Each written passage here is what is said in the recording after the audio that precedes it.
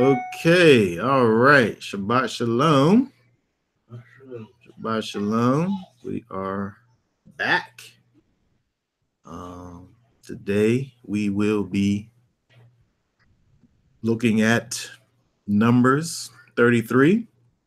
We also will be dealing with Acts chapter 6, verse 8 through the end of the 7th chapter of Acts. We wanted to really look at you know, in this Torah portion that we're looking at, Massei, which is the journeys. Again, when we look at these texts in the Torah, we understand that these things are, things that happened in history. But we also are able to look at these things and gain spiritual understanding as to how we can live our lives. And I wanted to just look at a few things inside of Numbers chapter 33, and also what we see with what happened with Stephen in Acts, and kind of bring those things together and see what we can learn from a spiritual perspective from each of those things. So I don't want to read through the whole chapter of 33. I just want to hit on some key points. I want to pull up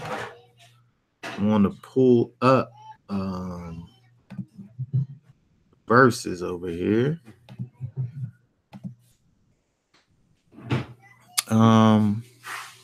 And just to get a sense, I guess, of what's going on, let's read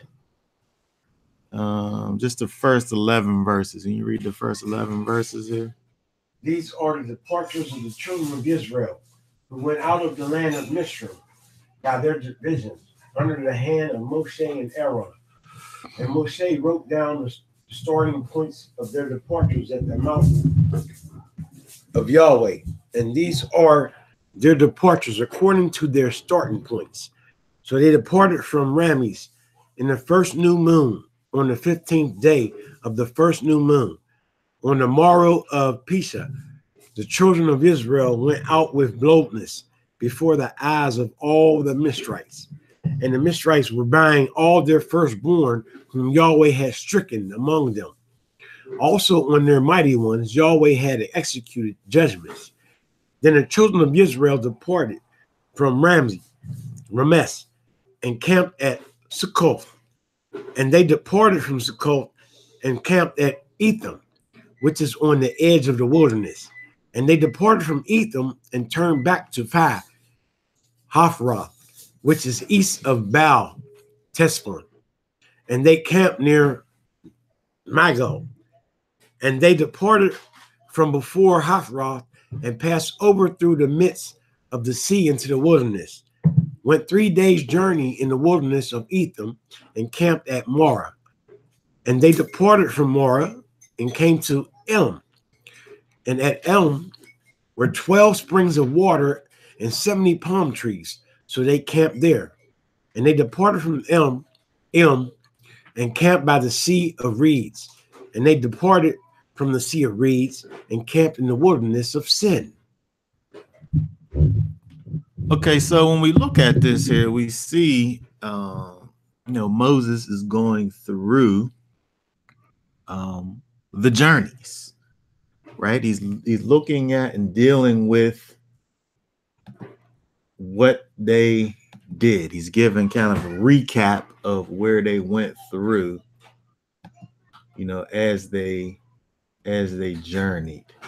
Let's look at a different view here. Let's see the Bible and the dictionary. Something like that. Okay, so this is, it goes on, throughout and deals with the journeys, right? The departure, the striking the tents, all the places where they set up camp, all the places where they stationed, as they went. Massei, Massei. It comes from the word nasa, to pull up. That's where the young people got the little thing they be saying, pull up, right? All the places that they set up camp at, right? That they went through, and journeyed, where they dwelled. Oh, that's what it says right there. You heard, that's how the young people talk now. Pull up, right? Mm-hmm. They do. Don't they be saying that to young people? I don't know the young people be saying that. They be saying that. Anyway. There's something to be learned about what Moshe is going through in terms of, going back and looking at what they've been through, where they were in the process from, where they came from and where they're going to. There's something to be learned, from, what Moshe is doing here. They, calling to remembrance these things that's in their recent history, right? They, these people who they witnessed all of this, right? They was there. They remember going through all of these places. But here we see is a time when Moshe is bringing these things back to the remembrance of all of the places that they journeyed through, all of the places that they went through as they were going into the land. I think that this thought process of looking backwards, to a degree, is important when we think about, when we think about where the Most High has brought us from. It helps for us to be able to appreciate where He's taking us to, right? When we're able to look back and see the trials and the tribulations that we went through, it helps for us to be able to guard ourselves from the mishaps and the mistakes and the things that we went through already, right? If we look back and think about the thing that the Father has brought us through, it really should help us from revisiting those places, right? Right. If we think about the problems that we had that are connected with the places that we've been, looking at those things, should be used as a teaching tool, right? Because think about what's going on here, and we think about these the next generation, the generation that's going into the land. They're able to look and see and think about the ways of the older ones that that maybe died at these places, right? able to think about the hardships and the loss that took place as they go through all, and it just goes on. You know, when it goes on through the whole chapter is just dealing with, we went from here to there, and then they went from the one place, they went to the next place, right? And we got to this one place, and remember, there wasn't no water there, right? It's bringing up all of these places and things that went on. And you know, when we look at the scriptures in general, you know, we're able to look back at Israel and see, you know, the missteps. We're able to see what they did, and not just as a point of looking at what they done, but as a point of being able to learn from and learn from what they've done. But there's wisdom in being able to not have to go through something personally. Right? When we're able to look at our parents' mistakes, wisdom helps us look at those things and not repeat those things. Right? But we get, you know, we grow up and we come of age, and regardless of our situation, we look and we say, well, I just want to be able to figure this thing out for myself. Right? I want to just, I hear that on every teenager. I just want to just learn for myself. Right? Which is foolishness. Right? Yes, it is. It's foolishness for you know, just think about if I can look and see how my parents, they went and they drove down this specific road, and once they got to that third turn, there was one of, what's that called, when the ground opens up there. Sinkhole? Yeah, like there's a sinkhole. So they got to the third hole and there was a sinkhole there. Why do I go and say, well, I know that there's a sinkhole once I get around that third turn, because you know, I remember hearing my parents and them talking about that sinkhole that's around that third turn. Why do I go and want to say, I want to just find out for myself? Mm-hmm. I want to see the whole there. I want to experience the whole thing by myself. I want to experience it too.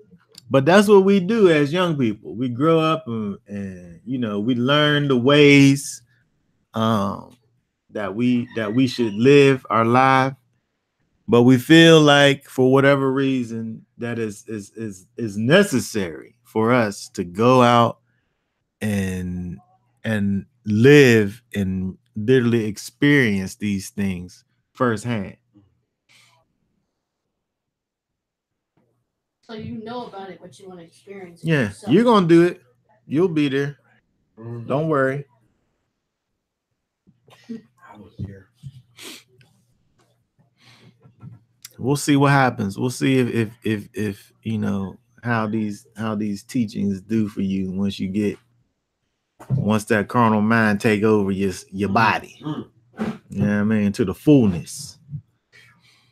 Because that's what happens. And we foolishly think that we're gonna have different results. You know, when we get through it. But I think that Moshe, as he was going through, was kind of recalling this, you know, for those purposes, to be able to see, you know, this was a serious undertaking that was going on with the movement of the people through the wilderness.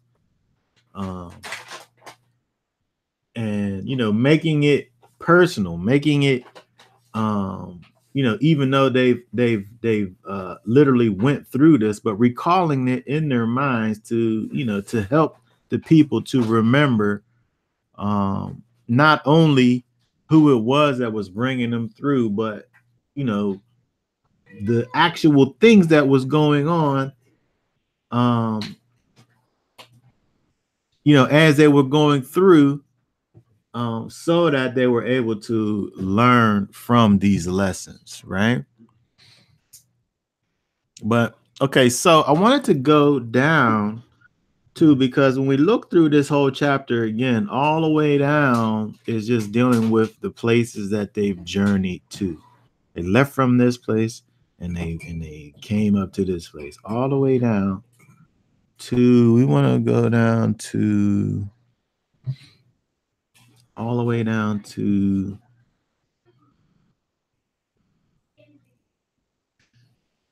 verse 50. We want to read the last. Let's read 50 down to 54 and deal with this a little bit. And Yahweh spoke to Moshe in the desert plains of Moab by the Jordan of Yero, saying, "Speak to the children of Israel and say to them, when you have passed over the Jordan into the land of Canaan, then you shall drive out all the inhabitants of the land from before you, and shall destroy all their engraved stones, and shall destroy all their molded image, and lay waste all their high places. And you shall possess the land and dwell in it, for I have given you the land to possess. And you shall drive the land by lot, as an inheritance among your clans. To the larger you give a larger inheritance, and to the smaller you give a smaller inheritance. Whoever the lot falls to anyone that is his, you inherit according to the tribes of your fathers." Okay, so as they get closer to going over into the land, as a kind of prerequisite, as instruction for the people as they were going in, as they're reaching the destination, as they're getting to the place that they was trying to get to in the first place, they're given these specific instructions, right? Shabbat shalom. I want to deal with these instructions because when we think about, again, when we think about the wilderness experience, we can really make a direct correlation with the wilderness experience with our life experience. As the people of Yahweh live in this life, we live a life where the Most High is shaping us. He's proving us. He's making us to be the individuals that he would have for us to be. He's taking parts of us and he's cutting those parts off, right? And he's putting forward the things in us that he likes, and he's taking away the things that he doesn't like, right? He's blessing us in our obedience, right? He's cursing us in our disobedience. We see these things pictured for us as the people of Yahweh, as Israel goes through the wilderness, right? Just like when we live in our life, as we live this life and as we continue to grow into the likeness of Messiah, that's what he's doing in us, right? He's taking things away.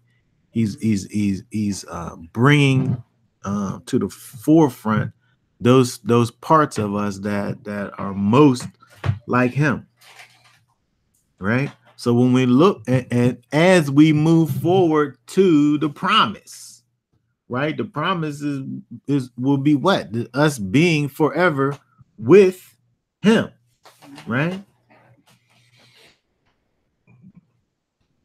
So we're able to easily think about this and make the connection and the correlation between Moses instructing Israel as they're about to go into the land, and then thinking about this from a spiritual perspective and thinking about what we have to do from a spiritual perspective in terms of moving forward into the promise. So, specifically looking at verse 52, he says, "Then you shall drive out all the inhabitants of the land from before you." So, again, they're literally talking about the people of Canaan. They're literally, Moshe is literally speaking about, he is to speak about, this is what Yahweh is instructing him to do, speaking about going into this land, this place of promise, and driving out all of the people that are in there.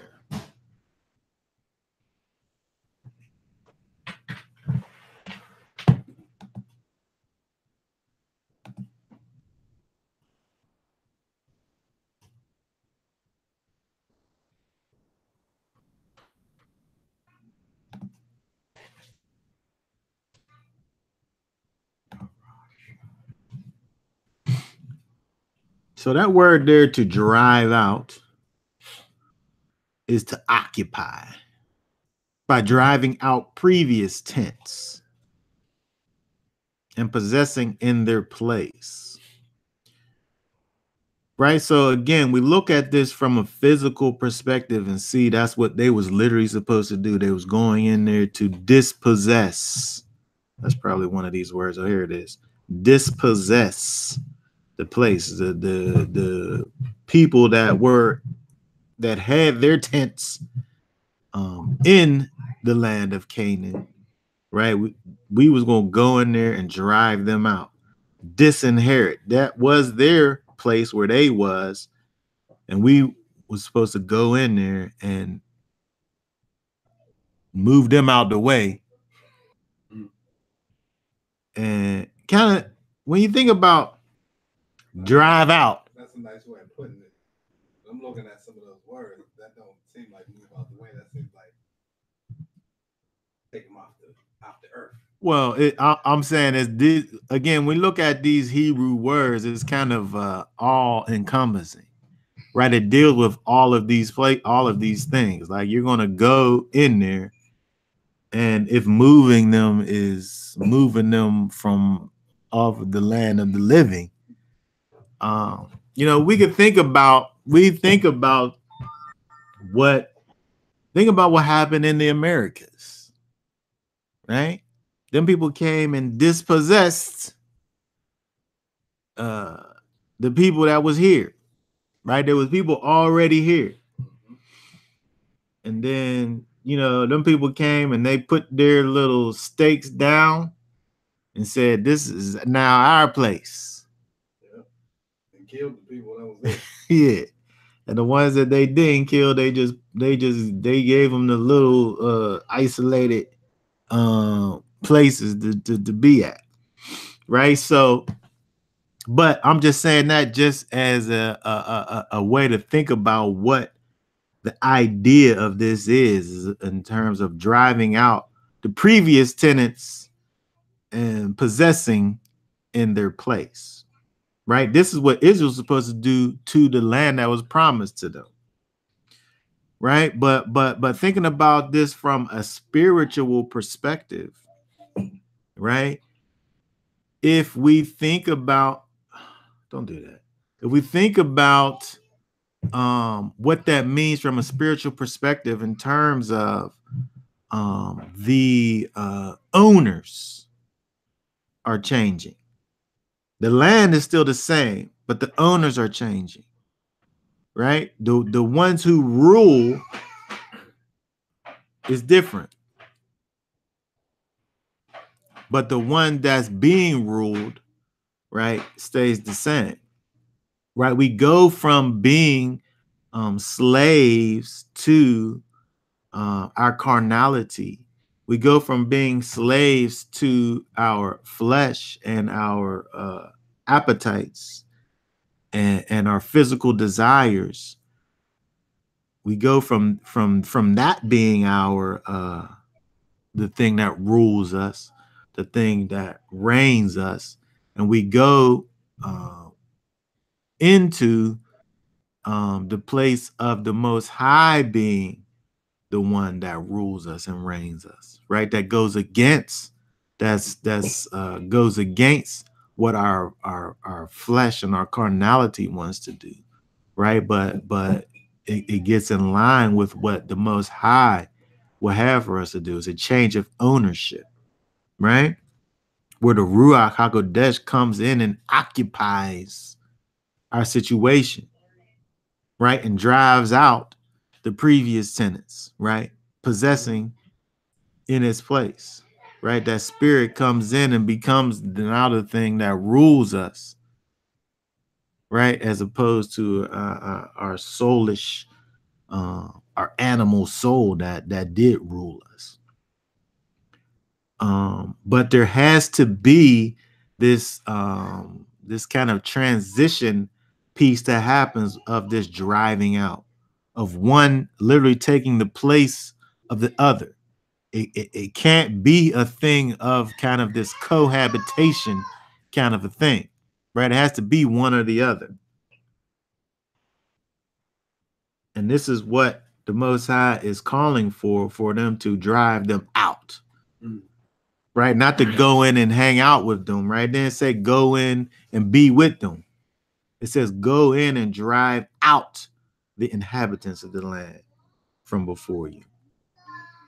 Right. So it's important for us to think about this from a spiritual perspective, because we can't be about this wishy-washiness, right? Because when we think about the idea of moving into the promise, right? The first thing that happens is to go in there and the ownership thing. The ownership thing is the first thing that happens, right? And that's important, because we no longer, right? We no longer serve that old master, right? We no longer serve that old master, right? We done moved that old master out of the way, right? And again, that change of ownership piece is very important. That goes all the way back to Egypt, right? Well, yeah, that's what we're dealing with as far as looking at this, not only from a historical perspective, but looking at it from a spiritual perspective in terms of the fact that these people, again, that's also part of thinking about the way in which Moses is bringing this up in terms of talking about all the places that they went to, starting with that day of freedom, that first day of unleavened bread, when they walked out of Mizraim, when they left that place that had their heads nailed to the ground, when they left that place and walked into freedom. But as they was going through, they was continually wishing that they was back back in bondage, right? Back in slavery, even though they was made free. So when you think about the fact that these people was going into this land, they was leaving bondage. They was leaving bondage. They had been freed by the Most High, but in their minds, they was still enslaved. And their minds was still nailed to the ground. So again, we look at this verse 55 and think about this from a spiritual perspective. when we moving into that promise, we have to actually recognize and realize the fact that we have been made free from all the things that bind us. And we need to allow that ownership transference to actually happen, right?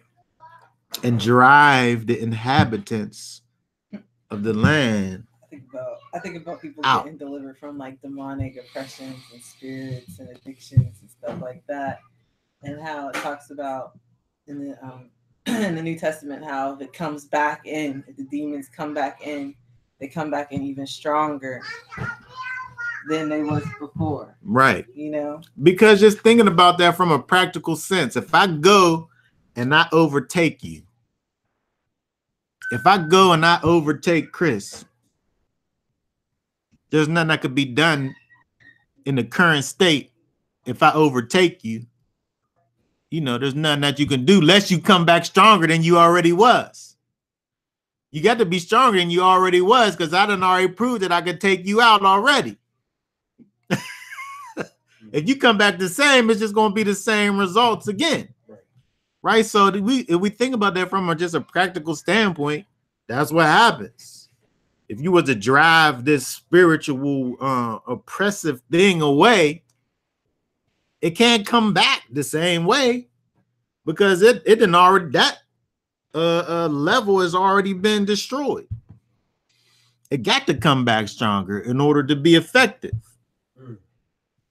But you know, but you know, that also teaches us that we have to continually be growing spiritually, because the thing that got you so far yesterday ain't gonna be good enough today, because them spirits is coming back harder.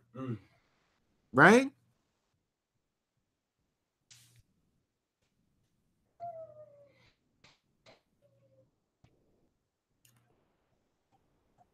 Okay, so looking at this more, right, it gets into more specifics, right? Verse 55, driving out the inhabitants of the land from before you. Oh, wait, 54 is what we're looking at.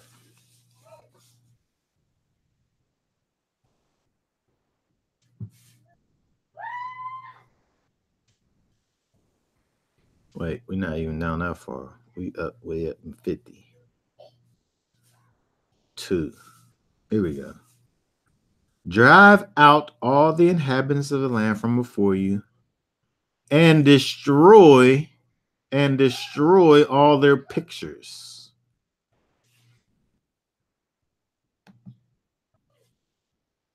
Destroy is this word here, abad. Abad.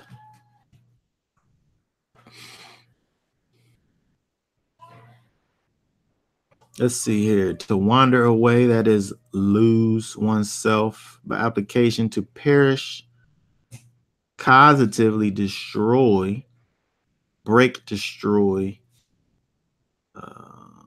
Let's see this.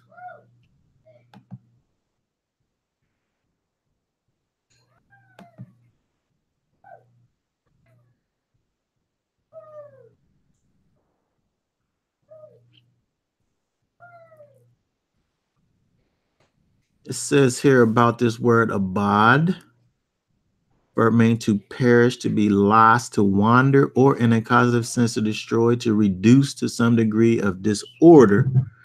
It is used to signify Elohim's destruction of evil, both threatened and realized. Israel's destruction of the Canaanites and their altars. That's what we're looking at right here, verse 52. The perishing of natural life, the perishing of abstract qualities such as wisdom and hope, and so on and so forth. So when we think about this, you know, they're going into this pagan land. They're going into this land that was ruled by those that were following after these false deities and these false gods, right? So not only were they to go in there and to dispossess the land and the people, not only did you have this this changing of ownership that's going on, but it deals with this process of removing all of these things that that reminded that served as reminders of the previous ownership. These pictures, right, were to be destroyed. These pictures, what is that word there?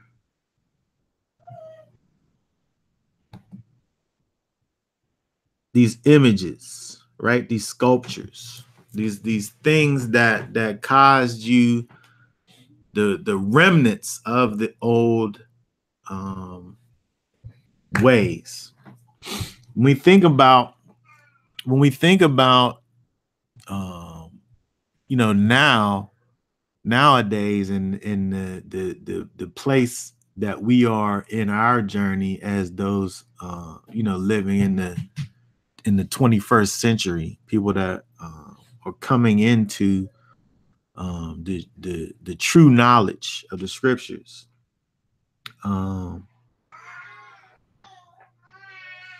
There's a lot of these pictures that remain, these images that remain, that cause us to remember these connections with these other gods.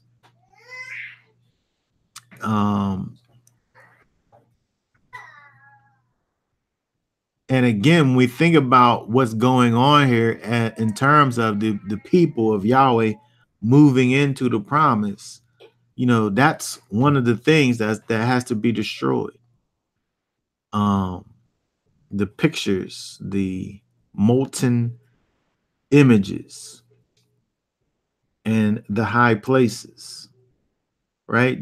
All of these different things that are connected to the idol worship that was taking place, that was going on in this land. I don't know whose grandma's gonna let you take Jesus off their wall. Take that white Jesus off. Take that cross from around their neck. Mm-hmm. I don't think no grandma gonna let you do that, right? Mm-hmm. But when you're thinking about this from a spiritual perspective, that's what he's talking about, right? Because again, I don't care if it's the black Jesus either, right? If it's the false white Jesus, or if it's your depiction of what a melanated Jesus is supposed to look like, it's that image. And when you have that image, when you think about white Jesus, we all thinking about that same picture right now. Mm-hmm. Because that thing is embedded in our minds, and them sitting up there showing us that thing over and over again, right? So at the end of the day, you worshiping an image. Imagination. The image of somebody else. Right. Is right. So when you think about that in terms of this changing of ownership, right? You may have said, well, I'm going in here and I'm going to allow Yeshua to be my Lord and my master and my ruler, and he's going to reign over me. But when you're thinking about Yeshua, you're thinking about that image that they put in our minds. where we have this mixture now going on, even on the inside of us, right? Because these things have to be destroyed, right? These things have to be destroyed. We have to cause these things to perish and reduce to nothingness.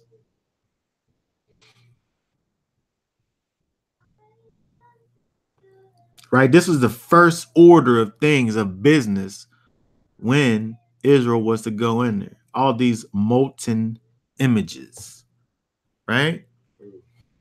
You know, these people had all types of idols and things all over the place, right? And they wasn't allowed to just go in there and just leave those things there, you know, when they went in. They had to go in and destroy those things.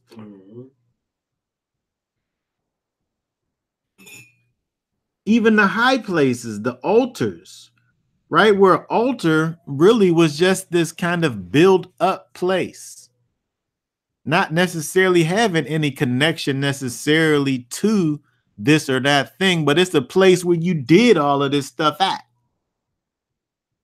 It's just an altar, right? It's just this risen up place that you used as a place where you went and just think about when we think about, we just talked about recently, Bilam, where they went and they made these altars. They built up these altars in those different places, and then they sacrifice, you know, in these high places. It's not as if they made gods necessarily, but they made a place to worship these false gods at. That's the high places.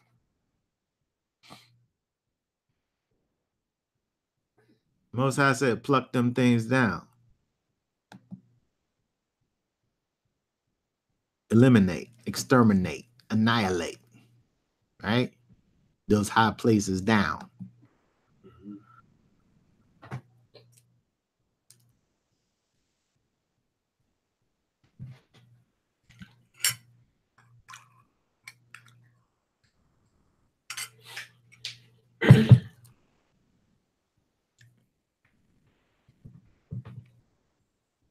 Again, we think about this from a spiritual perspective. How can we what can we say, that what can we talk about in terms of, you know, practical application of, you know, of this verse 52?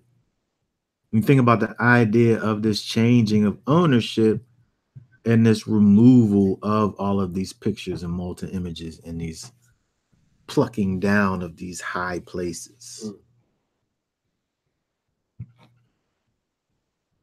Any thoughts? Well, you know, I don't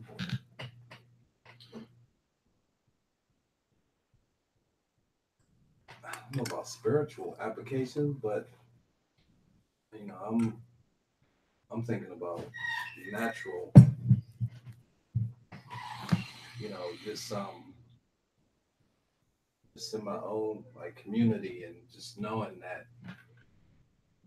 you know, my brothers and my sisters, you know what I mean, they are all in bondage, and it's more than likely that a lot of them are going to be destroyed due to their unwillingness to, you know, clean their own house up, which is their, you know, their own lives, you know, and destroying the images and the things that are, you know, kind of like setting them back. So, you know, just building with people on a daily basis. You know, people know what path I'm on, and they just said, you know, it don't affect them. And it used to affect me that it didn't affect them.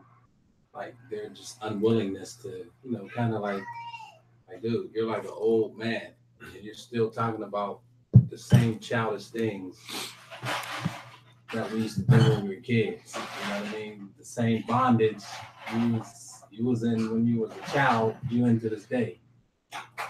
And it used to bother me, but now I just look at them like, well, Well, I think that when we look at this and thinking about it, from a perspective of practical application. Again, first things first is that change of ownership, right? We can't even get to the idea of getting rid of these pictures and molten images and these high places before there's a change of ownership. Anybody coming in here and taking down my pictures off the wall? Unless they get me out of here first. The pictures? You know what I'm talking about? Yeah. I'm saying my pictures is gonna be up in here. Let somebody come in here and get me out the way. You ain't just gonna come in and just be taking down stuff. Right.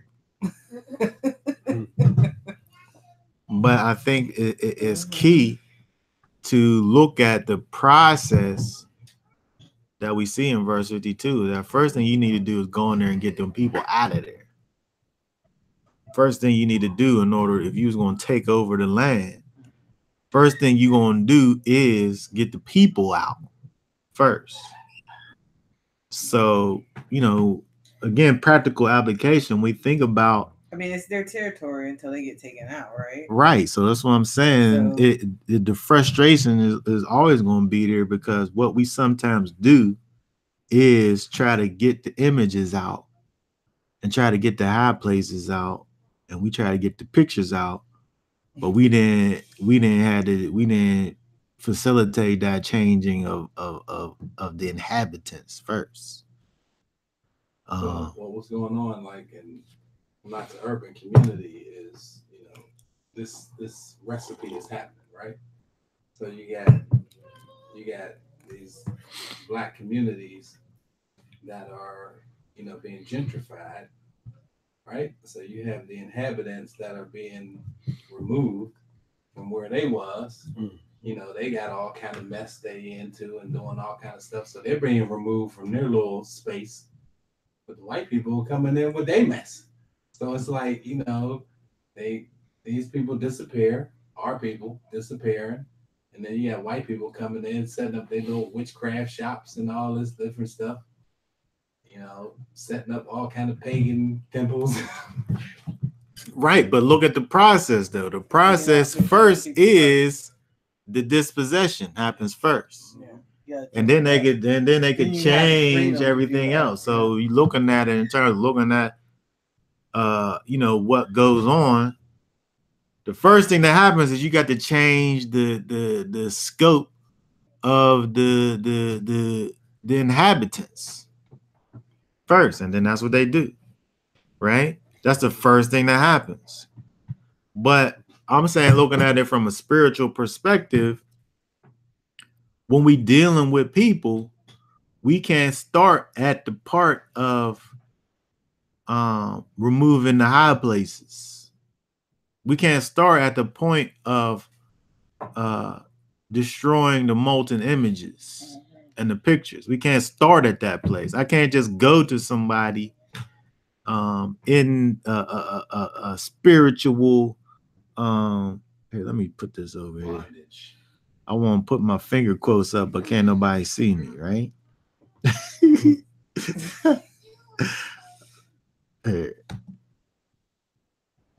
We can't go and take the camera on. We can't go and take out people's molten images, right? If we didn't never change, if we didn't never help to facilitate the change of ownership, right? So if I'm going and talking to somebody who I'm trying to deal with, and I'm sitting up here talking to them about all of these the cross that they got hanging around their neck, and or for instance, even like maybe it's an addiction to drugs or alcohol or anything or that just, has them in bondage. They're in bondage to maybe a man can't be faithful to his wife, or you know what I mean. Like there could just be these people have all these different problems out here. Right. If you just talking to them about the symptom of many wives. Mm-hmm. If you just talking to them about the symptom of the problem, which is their spiritual DNA is totally messed up. Right. So and that's backwards. So it's the same thing. We're thinking about it from a practical standpoint. Can't nobody set up nothing nowhere unless they get rid of the people first. Right? But from a spiritual perspective, it's the same thing, right? I can't deal with you in righteousness if your foundation is rooted in unrighteousness. The first thing that got to happen is we got to get that change of ownership piece taken care of. Right? You have to understand who your master needs to be in order for you to have life. You got to come to life. I can't deal with somebody who's in death and deal with them from a perspective of righteousness. When I was up talking to the people up in the penitentiary the other week. We ended up talking about people having frustrations about talking with people, spreading the truth, and being ineffective. Yeah, ineffective. Not successful, right? Unsuccessful. Whatever. English is my second language. So we got to talking about the sower, right? We got to talking about the sower, and the sowing of seed as to where, when we think about gardening, we'll go out and we'll dig up the land. We'll turn it over. We'll get all the weeds out. We'll get our hoe and we'll break up all the chunks, and then we'll get our rake and we'll smooth out, all the stuff that we done broke up, and we'll get all the weeds out, right? And we'll make little rows, and we'll take the seeds and we'll put like a little bit of seeds, maybe 6 to 12 inches apart, right? In little rows, and we'll do all this stuff. But the sower didn't do that, right? Because when you think about the sower really from the perspective of what that word means, to sow really means to throw. It means to toss. And when we think about what Yeshua was referring to, the sower threw the seed out, and then wherever it landed depended on what was going to happen with the seed. Some of the seed that he threw out landed in good ground, but some of the seed that he threw out didn't. But he did not throw it because some of it was going to land on the side. Mm-hmm. He threw it anyway, right? So what we ended up talking about is the fact of discouragement because of the seed not landing on fertile ground. Well, from the sower's perspective, we don't see him having that problem necessarily.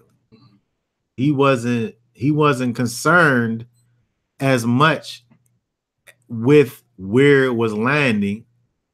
He was excited about when it did land on good ground, but there was nothing that could be done about the seed that got thrown in those other places, right? So So we find ourselves at times thinking about things in a way that's different from the way that Yeshua was describing it, right? Yeshua described the sower as being how we think about when we go out and garden things, right? It was a totally different process that was going on. And, you know, when we think about it rightly, you know, that's, you know, how we should be going about it in terms of our thought processes, that it's not going to deter me from throwing seed just because it don't always land where I would think that it's supposed to land at. Or do what I want it to do. Like I'm a results type of a person. I'm results oriented. His keynote is this, just from me teaching him and putting him in soccer and wanting to see wins, you know, things of that nature. So if I talk to someone about something that makes sense To you, or, to me, or if I see someone struggling, I throw out a lifeline for them and they don't take it. mm-hmm. Or if they tell me things and it's like A plus B plus C, and then I add it up for them and say, okay, that equals D, but then they don't want to accept that equals D, Mm-hmm. then I get frustrated because I'm like, really? Like, you're just going to reject this wisdom? Like, Right, but it makes sense to me, though. Right, it makes don't sense make to sense you. to them. But look what you're doing, though. When you do that, when you talk to these people and you are expecting for them to understand what you're talking about, really what you're doing is you going into their situation and you trying to take their pictures down. I mean, and you didn't never deal with the ownership piece. I'm like, if you know what I mean? You say you don't believe in the King, you only exclusively read the King James version, but you don't. You want to say you don't want to believe in the Masoretic text. But if I show you that the Masoretic text is what the King James is based off of, then that means you believe in the Masoretic text because the King James is based off. You can't have a King James without it. Yeah, but you talking nonsense. So that's like you talking nonsense to somebody who hasn't been. Yeah, I mean that's just one thing. Yeah, that's not even a spiritual thing. Wait a second, that's not even spiritual. That's mental. A equal B, B equal right. C, A equals C. But there is a little. But there's a type of. There's a type of. There is a type of logic to it, though. Because if I'm at odds with you in terms of my theology, I can never agree with you. Because if I agree with you, then I'll be denying my own thoughts. You'll be denouncing your own. I'll be denouncing my own things that I came up with. So I'm not even really probably going to even look at what you're talking about from a logical perspective. I'm just going to try to only think about what it is that I've already came to. Yeah. But at the end of the day, when we're looking at this Numbers 33 verse 52, at the end of the day, you know, that's you coming into my spot and trying to take somebody's pictures and taking my pictures down. I'm coming up into their area. You ain't taking my pictures down. Yeah, I don't look at it, and that's why I totally changed the way that I look at things, because it used to affect me too. I'm a results-driven guy too. And I had a conversation. Somebody was walking through the alleyway, and it was a brother that I talked to, a Christian brother, and you know, he was talking about, you know, he just looked sad, right? I was like, you all right? And he was just like an older guy too, and he was like, yeah, you know, I'm just, you know, I was, you know, I've been, you know, witnessing to these people for a while, going to their house, and you know, and it's just so discouraging. They just don't get it, and this, that, and the other. I was like, well, why are you discouraged? He's like, because, you know, it doesn't seem to be going, you know, the way that I like it to go. I'm like, well, you know, the thing is, that's not your thing. Mm-hmm. I said, you're just supposed to just do what you're supposed to do. You're going to either plant or you're going to water. I said, God gives the increase, bro. Mm-hmm. I said, so just do your job and and then keep it moving. I That's it. was thinking about a verse where it says spiritual things, like basically spiritual things are for spiritual people. Well, read the verse. But 1 Corinthians 2:14 says, "But the natural man receiveth not the things of the Spirit of Elohim, for they are foolishness unto him. Mhm. Neither can he know them, because they are spiritually discerned." So, And that's so true. I mean, and that's why certain situations, like I want to say something, but I don't, because I know it would just be casting pearls before swine. Mm-hmm. If I'm at the gym and everybody's talking about strip clubs, you know what I'm saying, and then they're like, "Yeah, CN need to go to the strip club with me." Yeah, CN be in there like, "Nah, CN ain't doing none of that." I said, "I ain't going to no strip club. I ain't gonna be there." Now I could go in on them, and start, on chapter 3 verses. I could do that, but they're going. It's going to be nonsense to them. Yeah. And so certain situations, I don't even engage. Yeah. Because I know it's a lose-lose situation. So I pick my battles when the Spirit leads me. I do that. They don't accept, I'll be like, cool. Like I went to South Carolina with these doctors, all of these doctors and future doctors, having a conversation with them. And what do you believe? And they're getting at me and get what I believe. And it's, oh, no, I don't believe that. I was like, I know you don't. Oh, well, maybe we shouldn't talk about this because I don't want you to get upset. Like, get upset? Why would I get upset? I'm like, I ain't gonna get upset. Yeah. I said, you believe what you believe, I believe what I believe. And I'm not upset that you don't believe as I believe. Mm-hmm. So, I let people be themselves. I do what I can do, and I don't beat myself up anymore about that. Yeah, and you can't.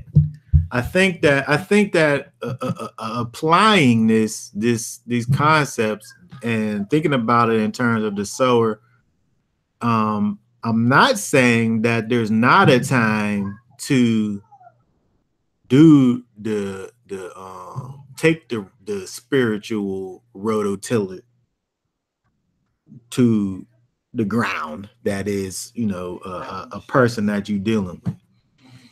I'm not saying that you don't do that, because at some point it's necessary when you're thinking about this idea of moving into the promise, right?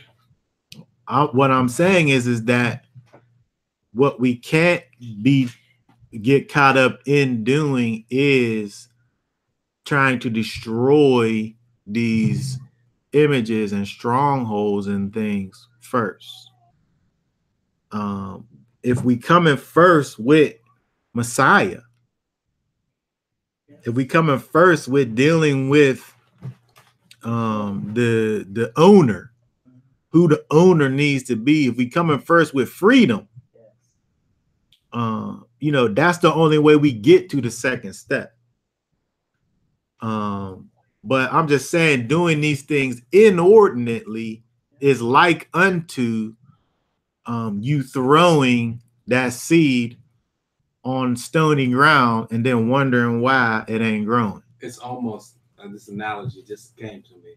It's like cleaning up a house that you don't own yet. Yeah. Right. Yep. Right. People are trying to clean up houses that that isn't claimed by you. Yeah. Exactly. And getting mad when the owner come back and just mess it right back up again. I just sat up here and watched this thing from top to bottom while you was going on vacation. But then you back in here and mess it up. Yeah.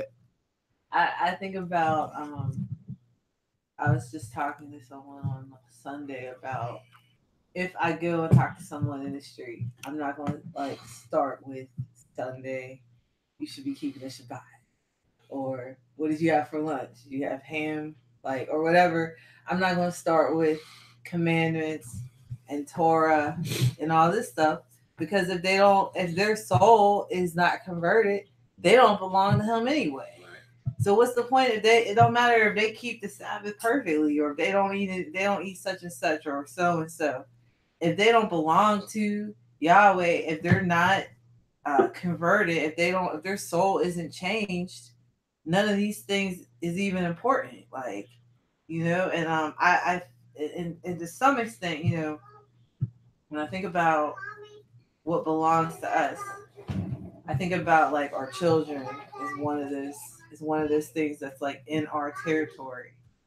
Um, and but at the same time, what concerns me is that even though they might not grow up with all of these images and engraved stones and high places that they grow up with, if even if they don't have those things, if they don't somehow before they leave our homes get a relationship, their own relationship with the Most High, they could be equally as lost as those who have grown up with the high places, the graven stones, the images, and all that stuff. They could be equally as lost as those people if they don't have a relationship with the Most High.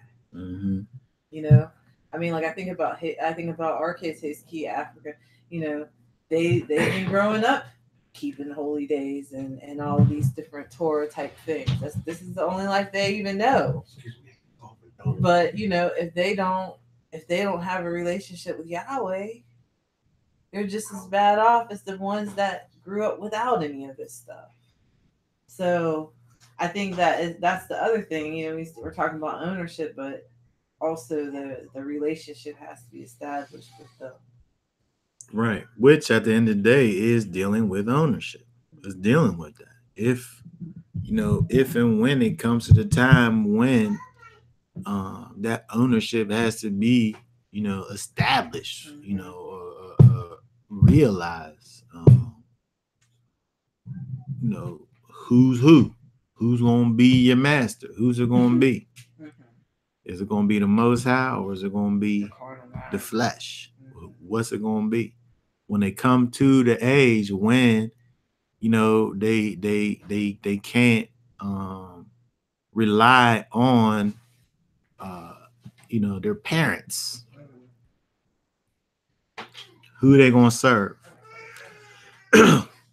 So when we look down at 55, we look down at 55 when it says, and if you do not drive out the inhabitants of the land from before you, then it shall be that those whom you let remain shall be pricks in your eyes and thorns in your side, and they shall trouble you in the land where you dwell, and it shall be that I do to you as I thought to do to them.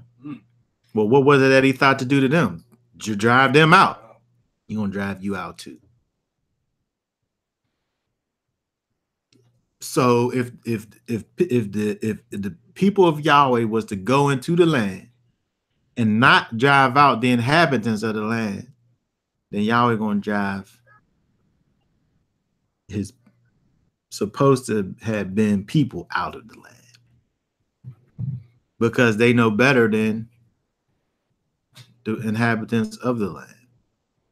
So again, we think about this from a spiritual perspective, right? If we don't allow there to actually be this, and it's kind of self explanatory when we think about it. If you don't allow the Most High to be your master and your ruler, then he's not your master and your ruler, and you got no place. You got no place with him, right? So he's not going to deal with you. Simple as that. So I thought that when thinking about this idea of dealing with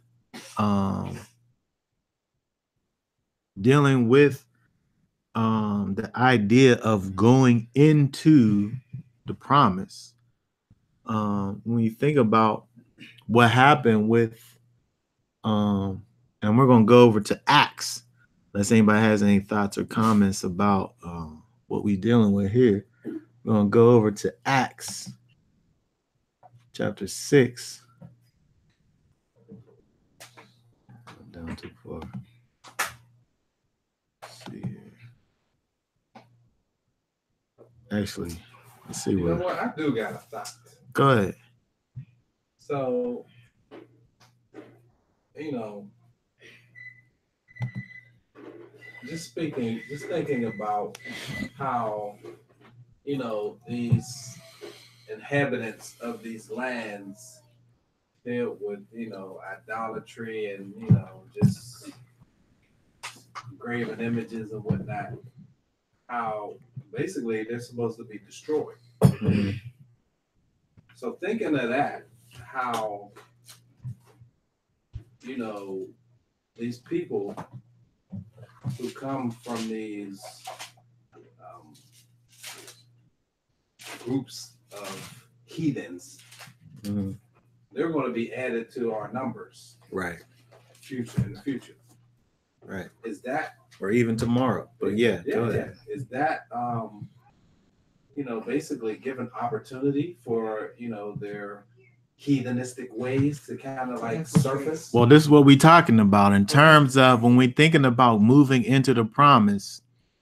There's the physical aspect of in terms of the people moving into a physical place. But thinking about it from a spiritual perspective, in order for me to be an individual that's moving over into promise, I have to be at a place where I'm able to allow the master to actually be my master and take control of my life first and foremost. And then a example, a proof that I'm allowing him to actually be my master is that I am now removing all of the things that cause me to remember my old master. So if, like, say for instance, you was talking to me yesterday about the person that you met at the store. Now, if you was to deal with that person and bring them into the knowledge of Yeshua, they couldn't be somebody who's worshiping Yeshua and mixing it with whatever it was that she was doing previously. You're right. You can't mix the two things together. You got to come to Yeshua and then remove all those other things. But this is what we see when we look at mainstream Christianity, is people saying in their with their mouths that they are followers of the Son of Elohim and name him as their master, right? But at the same time, they have all of these ways about them that's connected to idolatry, right? So when you have a genuine a relationship with Yeshua, there's no room for these other things. So, you know, looking at those verses back there, you know, it just helps us to be able to deal with these, because the majority of people that you come across, once you get past that initial step of bringing them into the knowledge of their Savior, who is Yeshua, which is that change of inhabitants, the change of ownership. The next thing that got to happen now is you got to get rid of all of the remnants of the old stuff. And that's where people get caught up at, because they stuck with all of these traditions. Basically, witchcraft and all kind of nonsense. So now that's the time to go in on all of these other things now. But not before they're willing to change over the ownership. Right. But, you know, if you look at, for instance, the Christian church seems to be the field most ready for harvesting, right? Yeah. Because they claim They're halfway there. Yeah, you know what I mean, right? They have the first initial Right, step. right, and they, some of them are, really, They're out here doing the they're work. authentic. Yeah, and they're doing the work too. There's you got the tares, but then you got some people that really look like wheat out there. Mm-hmm. And he said, "Look like." Well, they look like wheat because they ain't there. You know what I mean? They didn't cross all the way over, right. But they're out there doing the work too. Right. You know what I mean? They're saying be good, and they don't really have an understanding of what they're talking about. But that seems like to be the crop most ready for harvesting, and they just have a lot of spiritual, like hang-ups. Yeah. You know what I mean? And that, they're in some serious bondage. And like even I'm thinking of, with my family, I try to talk to them and it's just like, yeah. I think that we think about them as being the ones that are closest, the ones that's most ready. But in some ways, they're the ones that's furthest away. Yeah, because like there's every one of them are scholar. There's so much bondage. There's so many things and confusion, and there's so much misinformation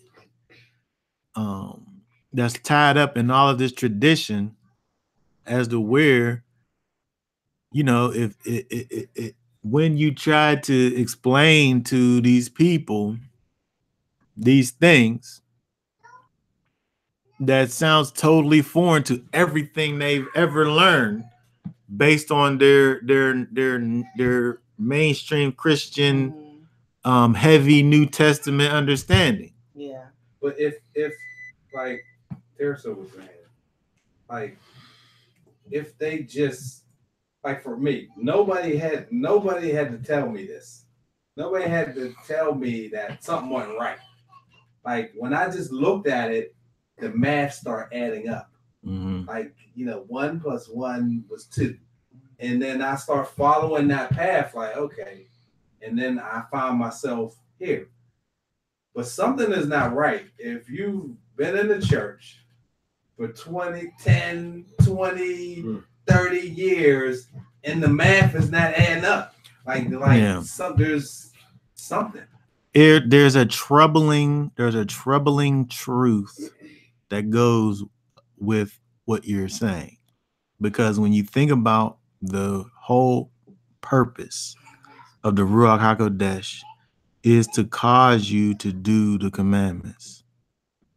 So when that Ruach don't cause you to do that, is it the Ruach? When you think about it stops you from doing it. Right. What if something's stopping you from doing it? That's definitely not the Ruach. But when you think about the valley of the dry bones, when the spirit went out,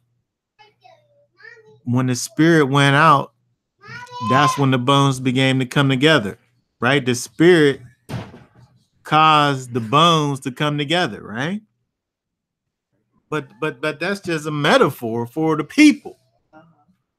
When that spirit goes out, when you dealing with somebody in a spiritual way, if there's somebody who is truly able to, that's truly connected to the Most High and truly has that Ruach HaKodesh, when that spirit goes out, you read what's that verse in 1 Corinthians that you just read? Read it again. This is 1 Corinthians 2:14. But the natural man receiveth not the things of the spirit of Elohim, for they are foolishness unto him. Neither can he know them, because they are spiritually discerned. What is more spiritual than the fact that the Ruach HaKodesh has a specific purpose? And that specific purpose don't got nothing to do with you falling out.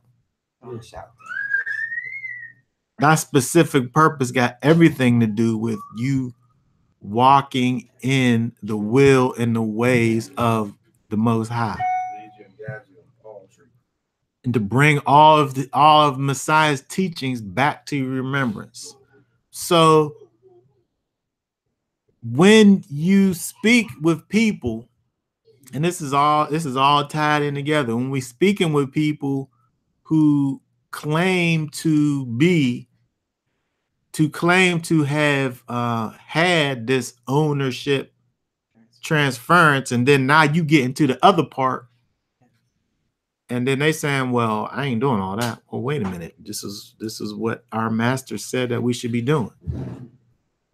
Then now that is showing us that you need to back to part one again. And make sure and get that thing. You got to go back to part one. You went to part two thinking that they was ready for part two, but wait, we got to go back to part one again, because you still stuck at your master. The elementary principles, right? Of ownership transfer. Sister Sarah said people often turn to Christianity to feel better about themselves, not to serve Elohim. They actually want to remain in their flesh, yet be absolved of the sin, and that keeps them stuck in carnality. That's a false god right there. You just made you made yourself the master. You really doing whatever is right in your own eyes. And when you think, did the door go this way? When you think about, this thing that we do, who does it serve? Like it, and a lot of times it serves your own conscience. It's aware if I'm able to just live my life the way I want to live it throughout the week, and then I can go and hear this message on Sunday and justify my whatever it is that I've been doing all week. If all I gotta do is go down there and hear this hooping and hollering, and everything will be all right at the end of the day, why I gotta do something different? This is perfect for me. I can do whatever I want to do on Saturday night, and then come down to the place on Sunday and don't even remember what I did last night. But that's the culture that's created. Which, when you think about it, is really self-worship. It's me putting myself on top. And I want to do the things only that I'm comfortable with doing. Serving yourself. You only. Not denying yourself. You doing the exact opposite of what you're supposed to be doing. It's the exact opposite. Suffering with him, so how you gonna reign with him? You ain't. This is all relevant. This is all relevant to Acts chapter 6. Let's look at this and read through some of this, because it's very interesting. Let's read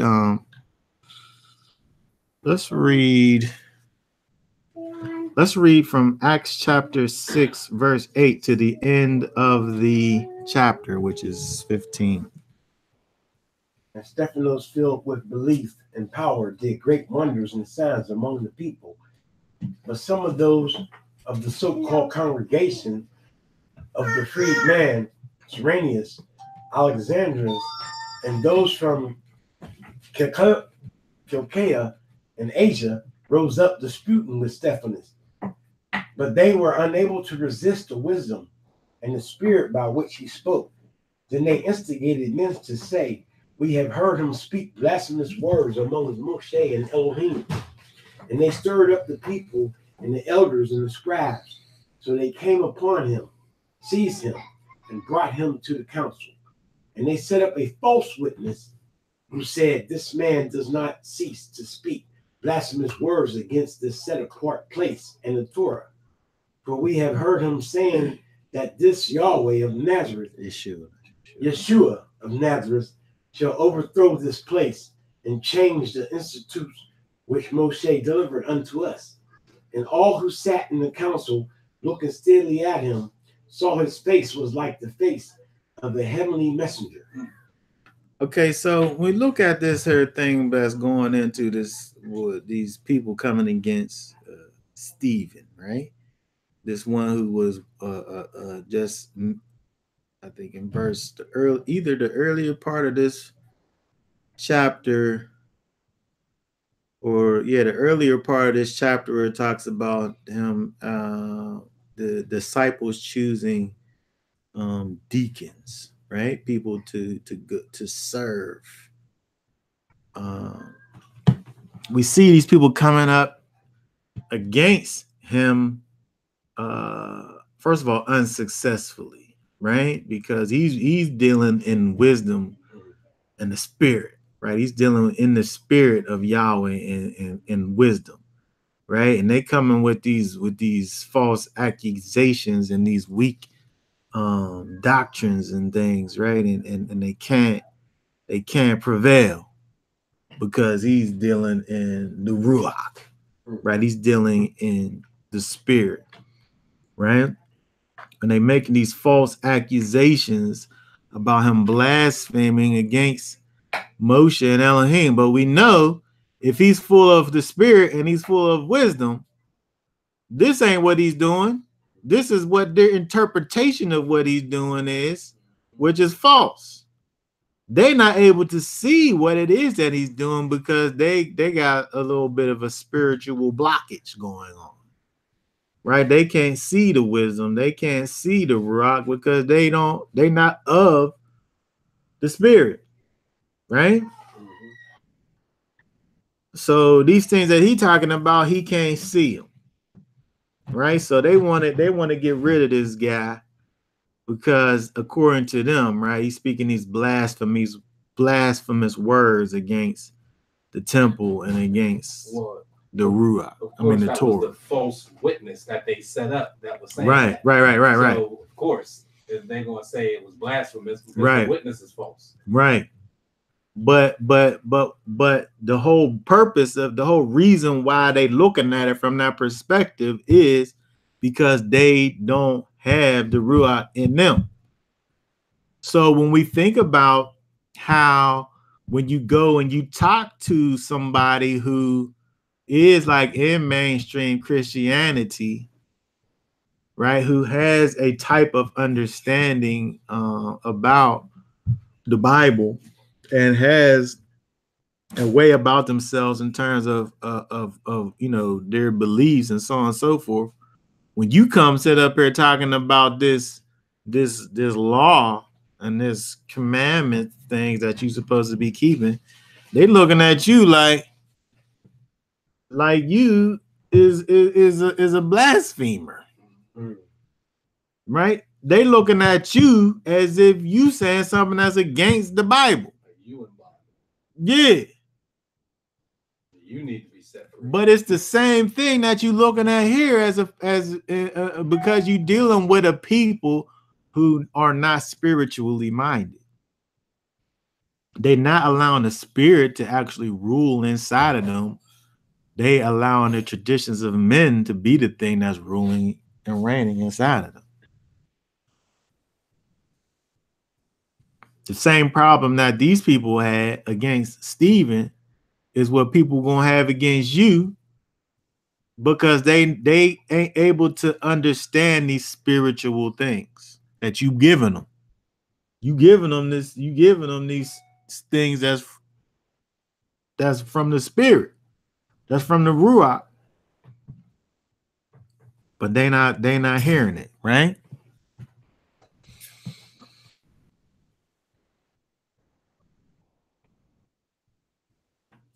All right, so let's go forward some.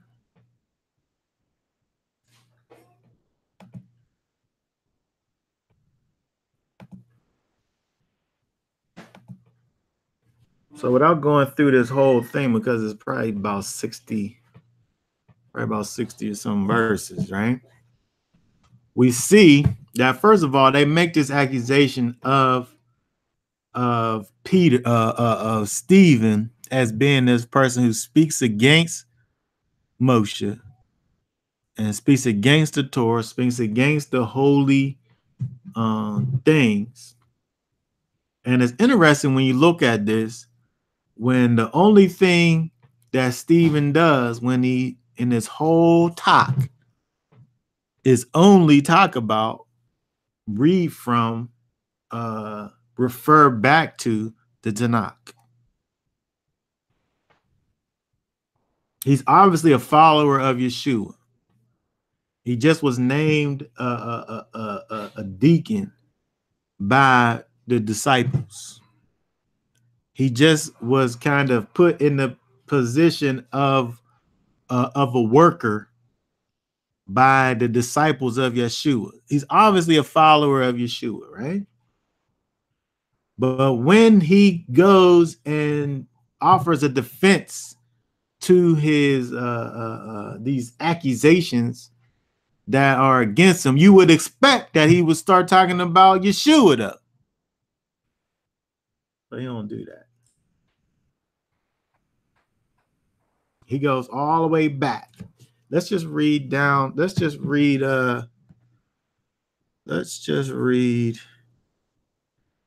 just to get a feel, just the first 7 verses here. And the high priest said, "Is this so?" And he replied, "Men, brothers, and fathers, listen. The Elohim of the steam appeared to our father Abraham when he was in Narium, before he dwelt in Haran, and said to him, 'Come out of your land and from your relatives, and come here into the land that I shall show you.' Then he came out of the land of the Casdim and dwelt in Haran. And from there, after the death of his father, he removed him to this land in which you now dwell. And he gave him no inheritance in it, not a foot of it. But he promised to give it to him for a possession and to his seed after him, when as yet he had no child. And Elohim spoke in this way, that his seed would be sojourning in a foreign land, and that they would be enslaved and mistreated for 400 years. And the nation to whom they shall be enslaved, I shall judge, says Elohim. And after that, they shall come out and serve me in this place." Okay, so what Stephen goes on to do is basically give a history of what happened with Israel. He talks about Abraham. He talks about the Abrahamic covenant. He talks about, he goes down, he talks about Isaac, and he talks about Jacob. He talks about them going into Israel, going into Mizraim. He talks about the Exodus from Egypt. Right? He goes all the way through the history of the people. He goes all the way down. He deals with Abraham and Isaac and Jacob and Joseph, and he goes all the way through, even coming out of Egypt. He deals with Moses, right? He's giving you a history lesson. He's going through he's speaking. How's he speaking against the Moshe, when what he's actually doing is speaking about Moses, right? He goes all the way down through. Let's move down to let's see here. Let's move down to 48. Let's go all the way down to 48, where he's just basically giving us a history lesson the whole way through. And let's read. Can you read from 48? Can you read that, Chris? However, the Most High does not dwell in dwellings made with hands. As the prophet says, "The heaven is my throne, the earth is my footstool. What house shall you build for me, says Yahweh? Or what is the place of my rest? Has my hand not made all these? You stiff-necked and uncircumcised in your heart and ears. You always resist the set apart spirit. As your fathers did, you also do. Which of the prophets did your fathers not persecute? And they killed those who before announced the coming of the righteous one, of whom you now have become the betrayers and murderers, who received the Torah as it was ordained by messengers, but did not watch over it. Okay, so when we look at this, right, he gives you a whole history down through all the way down to Solomon with the building of the temple and Yahweh speaking and dealing with the fact that what Yahweh intends, where he intends to dwell, is in a temple not made by hands, right? He's giving you the blueprints of the new covenant, right? He starts at the beginning and brings it all the way up to the place where the Most High is actually, through scripture, where he's actually leading us to is actually being a place in and of ourselves, a place for the Father to dwell. From the Tanakh, from the scriptures themselves, to these people who should be, they should know about all of this stuff, They right? really taught about it because this is what they grew up knowing, right? Their whole life, right? And this takes them over the edge. He didn't even get to Yeshua. He didn't even get to the way that this whole thing is realized, how all this things comes to pass. He didn't even get to that. He just dealing with the fact that the Most High from the beginning gave you a way to be and live, and you couldn't do it. You wasn't able to step up to the plate, right? When he told you everything what you were supposed to do, and yet still you wasn't able to do it. That made him mad. The truth. The truth. The rock of offense. Right? So, this thing needs to be plugged in. So, again, when we thinking about, what we talking about in terms of dealing with people, right? People don't want to hear this truth that you got. Even people that you talking to that you would think would actually want to hear it. People who you think would want to hear it actually don't. And it's for the exact same reason here. Look at verse 75. Uncircumcised in heart and ears. Right? This is the whole problem right here. Is not having that spiritual heart transplant that it talks about in Ezekiel chapter 36. Right? That's the problem.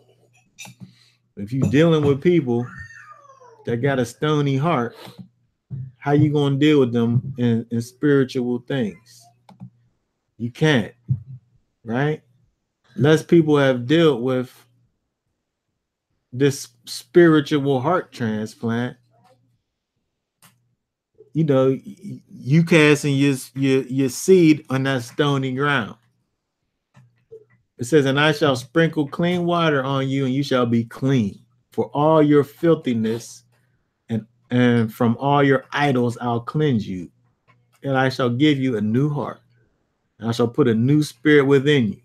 And I shall take the heart of stone out of your flesh, and I shall give you a heart of flesh, and put my spirit within you, and shall cause you to walk in my ways and guard my right rulings, and shall do them. Right? So when we think about these people, when we look back here at this thing that's going on with Stephen, these people who wasn't trying to hear what it was that was going on with him, They ain't want to hear. Why? Because they was in their flesh, right? And he was speaking spiritual things, and they wasn't, they still dealing with carnal things, right? So, they end up killing them, right? They hear and they're hearing this, they were cut to their hearts, right? Gnashing the teeth.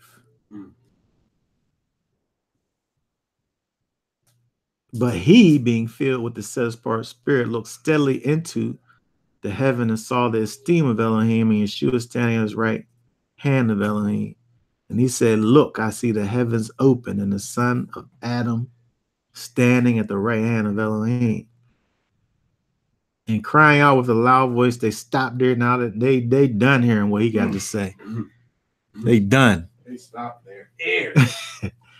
And rushed upon him with one mind and threw him out of the city and stoned him, right? They killed him. The funny thing about this scripture is that there have been times where I've been trying to talk to my mother about, the scriptures, and she'll actually stop her hair and start, Yeah, and start making noise.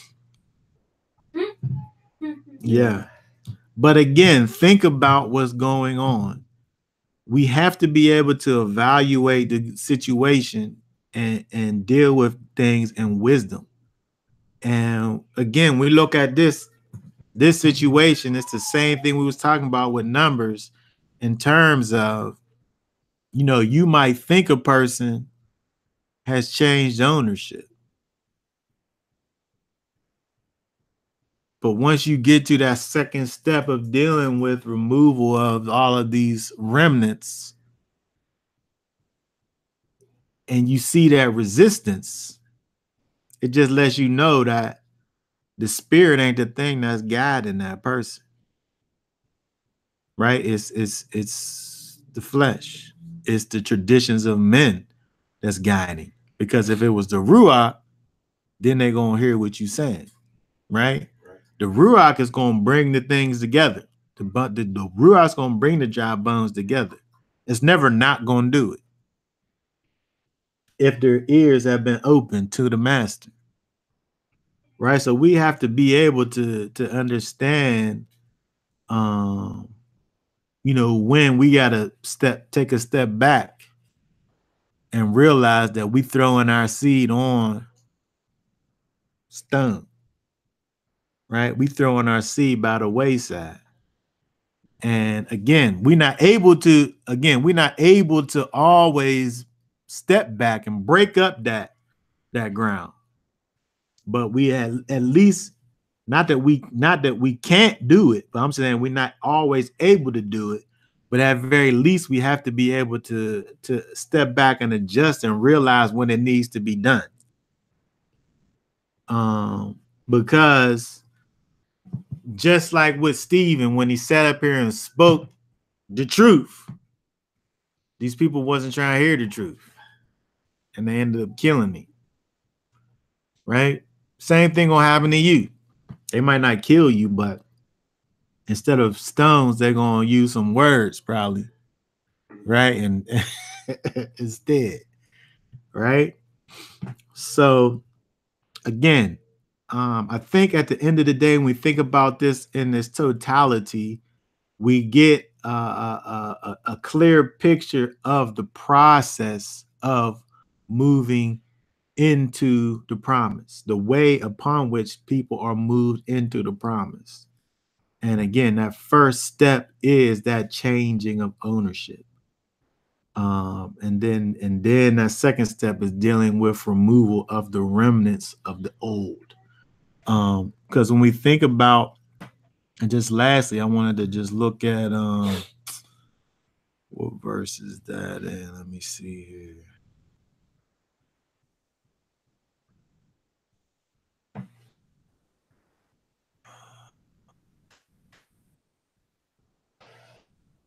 Let me just see here. Just lastly,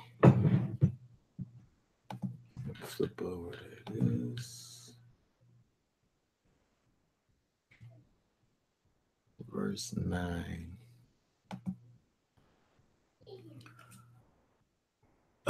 Do you not know that the unrighteous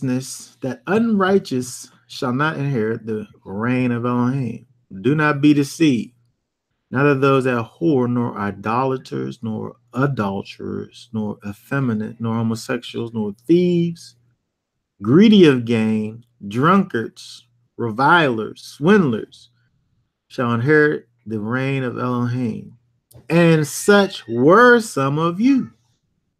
But you were washed, but you were set apart, but you were declared right in the name of the Master Yeshua and by the Spirit of our Elohim. When we look at this, thinking about the fact that these things that are named, and all these things that we can associate with sin, all these things that we can associate with people being outside of the law, the commandments of Yahweh.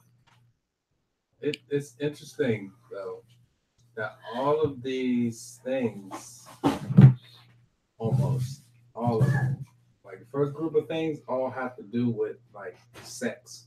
Mm-hmm. Like even idolatry, that's like spiritual fornication. Mm-hmm.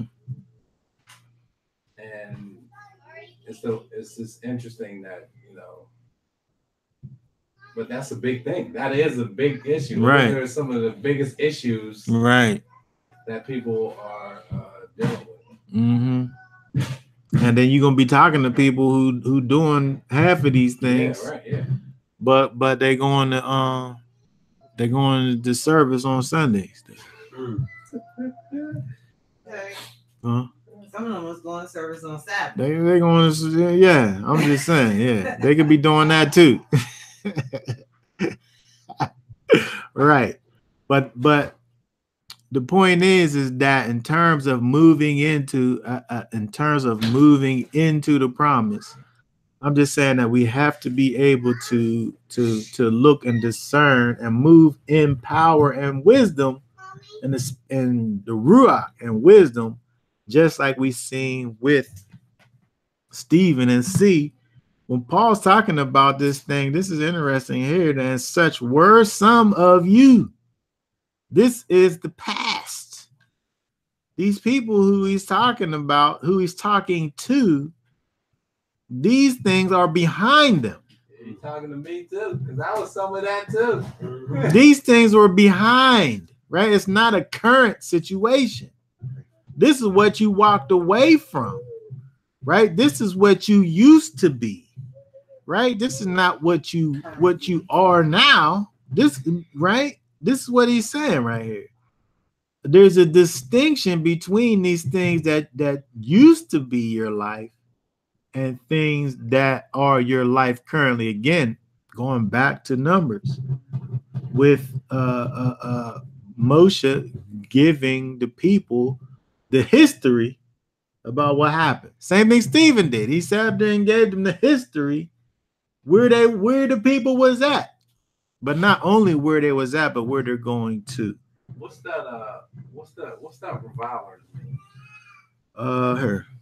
Let's see. Let me look at it.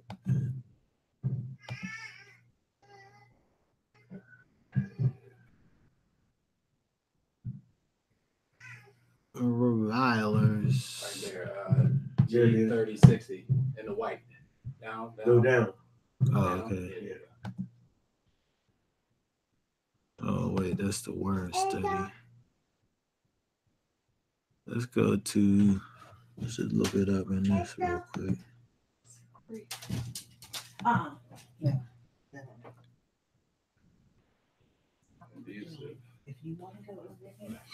Mischief, blackguard, that's kind of like, you know what that means? This time kind of leave you in the same spot there, don't it? Yeah. Abusive, you know, and mystic is somebody, you know, that's just causing trouble. And abusive is, you know, that same kind of like troublemaker, you know what I mean? Like abusing people. railer, reviler, to revile, a blasphemer, an insulter. Yeah, it's like a tongue issue, abusive with your tongue. You know, That's interesting. Because when you think about, because only be it just as you relate it back to dealing with people, right? It caused me to think about people that just want to sit up there and be cussing people out with their Bibles in their hand. right. Who be out here abusing these people, right? That's abuse, ain't it? Mm-hmm.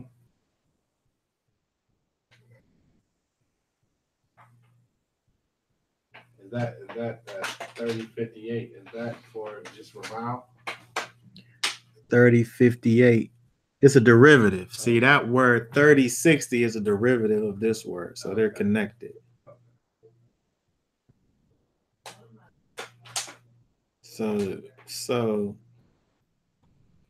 again, all of these things is things that is outside of how we should be dealing, right? So you know, with all of this in mind, we have to, let me get rid of this. All of this in mind, we have to be able to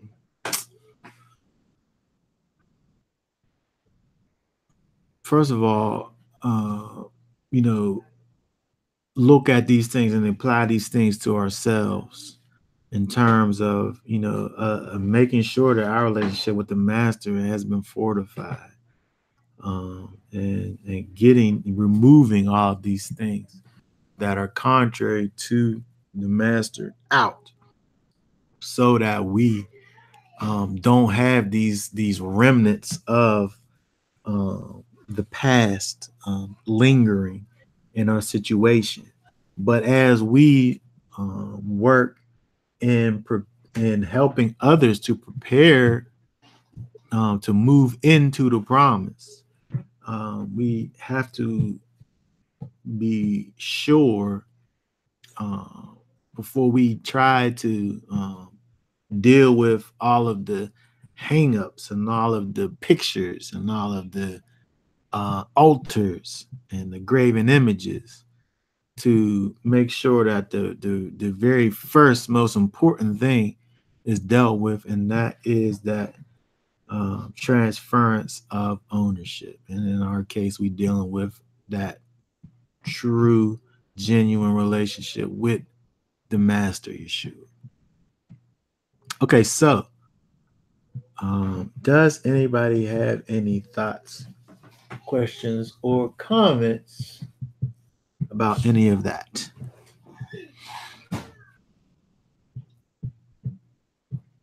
Let's see. Okay, so that being said, for now we are going to go ahead and be done with this.